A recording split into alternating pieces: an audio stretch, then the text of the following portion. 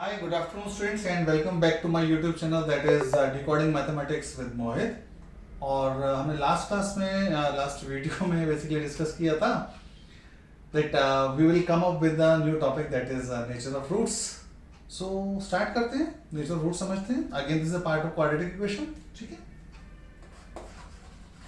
So nature of roots again quadratic equation based of, ठीक है. Nature of roots पे जब हम बात करते हैं ना तो ये हमारे दो जगह पर काम आते हैं.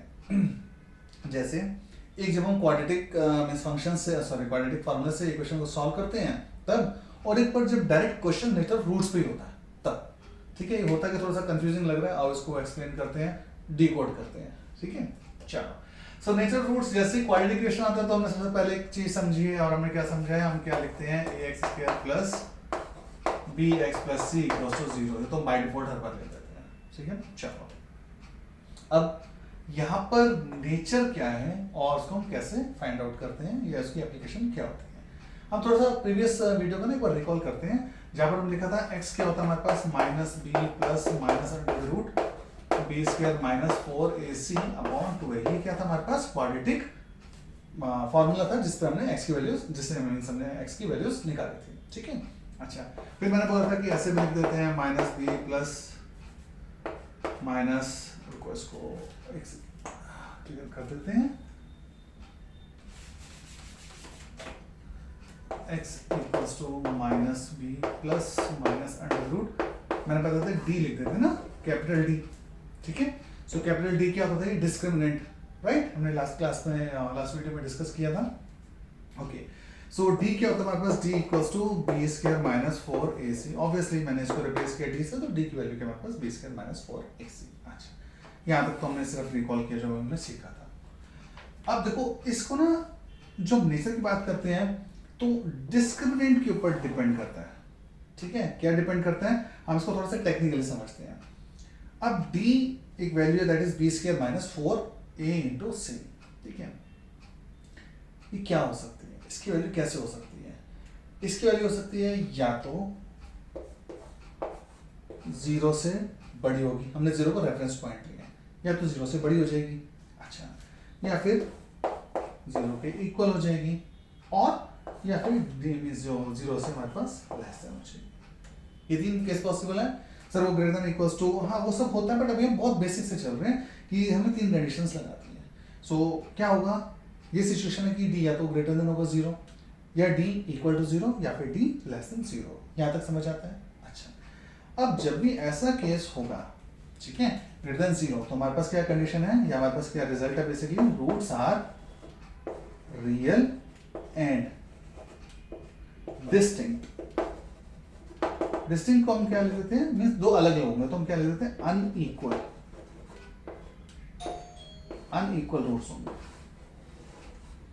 ठीक है. Roots real and unequal, right. अच्छा, जब हम बात करते हैं d इक्वल्स टू 0, अब यहां से जब बात आती है इक्वल्स की तो obviously roots are equal and, अब यहाँ पे क्या रियल तो है ही, क्योंकि यहाँ पर रियल हुआ था, रियल के साथ साथ इक्वल भी हो गए. यहाँ पर क्या था, रियल थे और डिस्टिंक्ट अलग अलग थे, यहाँ पर क्या इक्वल है, ठीक है. अब यहाँ पे क्या d is less than 0. So third condition case में क्या होगा, हमारे पास होगा रूट्स आर नॉन रियल. मैं यहाँ पर नॉन रियल लिख देता हूँ, ठीक है. अब कई बार क्या होता है कि हम बोल देते हैं कि रूट्स डिफाइंड नहीं है, वो अभी थोड़ा सा टेक्निकल लैंग्वेज अलग अलग यूज होती है. मैं फिलहाल के लिए यही लिखता हूँ because we are using the standard language that is real unreal, right. Further classes जब आप जाएंगे तो आप इसको भी सॉल्व कर लेंगे, बट इस केस में हम क्या बोलते हैं, यहाँ पर non real means unreal roots है, नॉन रियल में अनरियल लिख देता हूँ, ठीक है, अनरियल है, राइट. अब ये है क्या, कंडीशंस लगा दी, इसका यूज क्या है और इसको समझते हैं, ठीक है. तो हम एक बेसिक क्वेश्चन लेते हैं. और अच्छा, जब मैंने आपको बोला था कि इसके दो यूजेस है, दो पार्ट्स हैं, तो दो पार्ट्स के केस में क्या होगा, एक तो ये वाला पार्ट है और एक हमारे पास दूसरा पार्ट आएगा. वो दूसरा पार्ट कौन सा है, वो सॉरी पहला पार्ट कौन सा है वो देखते हैं. हमारे पास है like find the value of k such that okay roots of the given equation is real and equal। ठीक है, जब वो इक्वल रूट्स बोलेगा तो भी वो बाय डिफॉल्ट रियल हो जाता है, क्योंकि इक्वल में इसमें हमारे सारे कंडीशंस नहीं आती, so roots are real and equal. ठीक है, यहां तक कंडीशन है। अब ये जो भी कंडीशन आएगी, ठीक है, इसके बेस पे हमें कौन सा आइडेंटिफाई करना है कि कौन सा केस है। When we are saying that roots are real and equal, so real and equal के केस में क्या है, d इक्वल्स टू 0। ठीक है, सो हमने यहाँ पर लिखना है सॉल्यूशन केस में, सॉरी माय मिस्टेक, हमने क्वेश्चन लिखा है। ठीक है, क्वेश्चन लिख देते हैं पहले। चलो क्वेश्चन तो लिखा नहीं है, क्या फाइंड मींस क्वेश्चन इक्वेशन से लिखिए। इक्वेशन चलो ले लेते हैं हम, this is x² plus 4kx and plus 4 equals to 0। ठीक है, चलो ये लिख देते हैं। ठीक है, and find the value, sorry यार वो फ्लो में था तो इक्वेशन भी नहीं लिखी उसकी। Okay, find the value of k such that roots of the given equation is real and equal. ठीक है, अब रियल एंड इक्वल के केस में क्या आता है, हमारे पास है d इज इक्वल टू 0। ठीक है, as I said roots are equal and real. So हमें क्या करना है, हमें इसका इक्वेशन को सॉल्व नहीं करना है। ठीक है, we have to find out the value of k। अब यहाँ पर ना वैल्यू के साथ ये ब्रैकेट में s लिख देते हैं, वैल्यू और वैल्यूज। ठीक है, वैल्यूज भी हो सकते हैं, वैल्यू भी हो सकता है। अच्छा, हमें क्या करना है, हमें तो d निकालना है। d क्या होता है हमारे पास, b² माइनस 4ac। ठीक है, और हमें पता है कि अब ये किसके इक्वल होगा, d is equal to 0, 4 equal and real roots. अब ये गिवन कंडीशन थी, लिखा था इसने, यहाँ पर हमने वो कंडीशन पिक कर ली और हमने यहाँ पर लिख दिया, ये हमारा सॉल्यूशन है। ठीक है, राइट। अब करना क्या है, अब यहाँ पर देखो अगेन मैं जब भी बोलता हूँ कि जब ऐसे क्वेश्चन सॉल्व करते हैं, सो ए बी सी सबकी वैल्यू सेपरेट लिख लो। जैसे ए की वैल्यू कितनी आ गई, ए आ गया हमारे पास 1, बी कितना आ गया हमारे पास 4, नहीं 4k है। ठीक है, पहली गलती होती है कि अच्छा क्या कर 4 लिखते हैं यहाँ पर, दिस इज 4k। ठीक है, c कितना है हमारे पास, c हमारे पास 4। सो a हमारे पास 1 है, b 4k और c हमारे पास 4 है। यहाँ तक समझ में आता है, हमने क्वेश्चन के वैल्यूज को पिक कर लिया। ठीक है, अच्छा अब हमें क्या चाहिए था, d। So now we have to find out d equals to what, b² minus 4ac 4k। इसको सेपरेट लिखते हैं, 4k²। अब ये एक और गलती है। ठीक है, अगेन मैं जब आपको बोलता हूँ कि आप ब्रैकेट्स लगाओ, तो प्लीज ब्रैकेट्स यूज करो। जब आप लिखते हो ना 4k², so it means 4 times of k², but यहाँ पर क्या 4k² मींस 4 का भी स्क्वायर होगा। ठीक है, सो ये गलती नहीं करनी, राइट। अच्छा, फिर क्या हमारे पास पहली गलती होती है 4 नहीं लिखना है, फिर 4k है तो उसका कंप्लीट स्क्वायर लिखना है। बहुत माइनर सी चीजें, इसमें आप गलतियां करते हो और बेटा पूरा कंसेप्ट जीरो कर देती है। मींस आपका क्वेश्चन जो होता है वो बिल्कुल ही जीरो हो जाता है। अच्छा, 4k² minus 4 into what is a is 1, okay, then 4, so again 4 यहाँ पर आ गया। यहाँ तक कोई प्रॉब्लम नहीं। ठीक है, so again d equals to यहाँ पर बेटा कितना हो गया 16k² माइनस 4 इंटू 4 इज 16। अच्छा, 16 हो गया, राइट। अब यहाँ पर क्या हमारे पास d इक्वल्स टू 0, ये कंडीशन थी, d equals to 0, so d is equals to 0। So by this I can write 16k² minus 16 is equals to 0। लिख सकते हैं इतना बेटा, हमने कुछ नहीं किया, हमने सिर्फ d की वैल्यू प्लेस की है 0 के इक्वल, और d की वैल्यू कितनी थी हमारे पास 16k² माइनस 16। यहाँ तक तो ठीक है। अच्छा, अब यहाँ पर देखो बेटा 16k² minus 16 is equals to 0, so I can write 16k² equals to 16 उधर जाके पॉजिटिव हो जाएगा। अच्छा, फिर बचे k² equals to 16 by 16 which is equals to 1, और I can write k² equals to 1। Clear. अब बेटा k² इक्वल्स टू 1, तो k इक्वल्स टू, अब यहां पर k की दो वैल्यूज आएंगी प्लस माइनस 1। अगेन कई बार कुछ स्टूडेंट्स ना इसको सिर्फ 1 लिख के आ जाते हैं। ठीक है, वैल्यू और वैल्यूज, सो ये ध्यान रखना बेटा, k equals two plus minus 1, सो k हमारे पास 1 होगा या फिर माइनस 1, k के हमारे पास दो वैल्यूज आएंगी। क्लियर।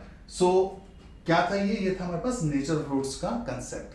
कैसे था, एक क्वाड्रेटिक इक्वेशन है, एबीसी ऑब्वियसली उसमें होगा, फिर डी डिस्क्रिमिनेंट की वैल्यू क्या होती है b² माइनस 4ac। इस पे डिपेंड करता है कि ये वैल्यू ग्रेटर देन 0 भी हो सकती है, इक्वल टू 0 भी हो सकती है, लेस देन 0 भी हो सकती है, ठीक है। Roots are real and distinct, roots are equal and real, ये इक्वल होंगे हमारे पास, ठीक है ना, क्योंकि हमारे पास इक्वल टू 0 आ गया। Then roots are less than 0, so roots are non real and unreal. अब यहाँ का ये जो पार्ट है ना, इसको हम नॉर्मली लिख देते हैं कि लेस देन 0 आ गया, रूट्स आर अनरियल। थोड़ा सा इसमें ना एक 1-2 लाइन्स इसमें हम समझ लेते हैं क्या होता है। अब थोड़ा सा टेक्निकली समझो इसको कि नॉन रियल या अनरियल क्यों बोलते हैं। डी के हमारे पास b² - 4ac, हमने बोला जब ये लेस देन 0 होगा, सो इट मीन्स जब भी हमारे पास कोई नेगेटिव वैल्यू आएगी, मैंने लेट कर लिया -15 आ गया, ठीक है। अब डी अगर -15 है, सो सॉल्व करते टाइम यहाँ पुट करूंगा मैं, रूट में आएगा डी। सोचो अगर अंडर द रूट -15 आ गया, ये कैसे पॉसिबल है? मतलब मैंने लिखा x इक्वल्स टू या p equals to, for example इसको हटा के p लिख देते हैं कि p की वैल्यू कितनी आ गई, p is under the root -15। अच्छा, यहाँ पर अगर मैं लिखूंगा तो बेसिकली क्या, p² इक्वल्स टू -15 ना बेटा, p² -15 स्क्वायरिंग बोथ साइड किया। कोई ऐसी पॉसिबल वैल्यू है p की जिसका मैं स्क्वायर करूं और -15 आ जाए? -5 होता है, उसका स्क्वायर 25 हो जाता है, मतलब माइनस की वैल्यू थी, उसका स्क्वायर भी पॉजिटिव हो जाता है। और यहाँ पर हम क्या बात करेंगे, कोई एक ऐसी वैल्यू दो जिसको हम स्क्वायर करें, and in that case the value will give us a negative result, और मींस नेगेटिव वैल्यू। पॉसिबल नहीं है, ठीक है।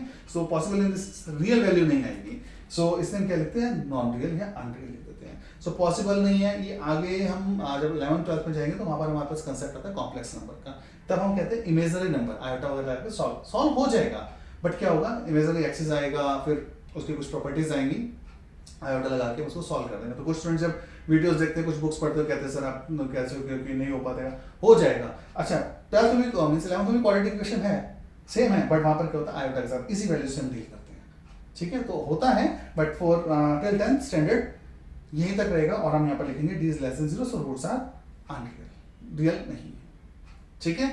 सो यहाँ तो कुछ प्रॉब्लम, आप इसको भी पार्ट को छोड़ना, इसमें जब हम 11th की क्लासेस बनाएंगे ना कॉम्प्लेक्स नंबर की, तब फिर से हम quadratic equation with complex number करेंगे, right. So till this part is there any doubt? यहाँ पर एक अच्छे से क्वेश्चन था ये वाला, that we have to find out k, अच्छा इसमें ना कई बार नेचर रूट्स को नॉर्मल हम नहीं लिखते हैं, और लेमन कंसेप्ट क्या बोलते हैं, के वाले क्वेश्चन, ठीक है। सो के वाले क्वेश्चन कुछ नहीं है, बट वो नेचर ऑफ रूट्स ही है। सो के वाले क्वेश्चन जब आते हैं तो के की वैल्यूज हमें फाइंड आउट करनी होती है।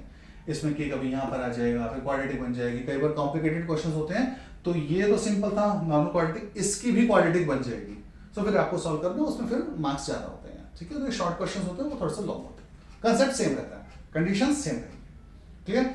सो इसमें अगर कुछ डाउट हो तो प्लीज कमेंट्स में मेंशन कर दो, और अगर सिंपल है, कंसेप्ट समझ में आता है, so kindly like and share, ठीक है। सब्सक्राइब कर दो, नोटिफिकेशन प्रेस कर दो, सो दैट जो कंटिन्यूशन में नेक्स्ट वीडियोस आएंगी आपके पास, आपके फ्रेंड्स के पास इजीली पहुंच जाए, ठीक है। चलो, thank you, thanks for watching my video, thank you.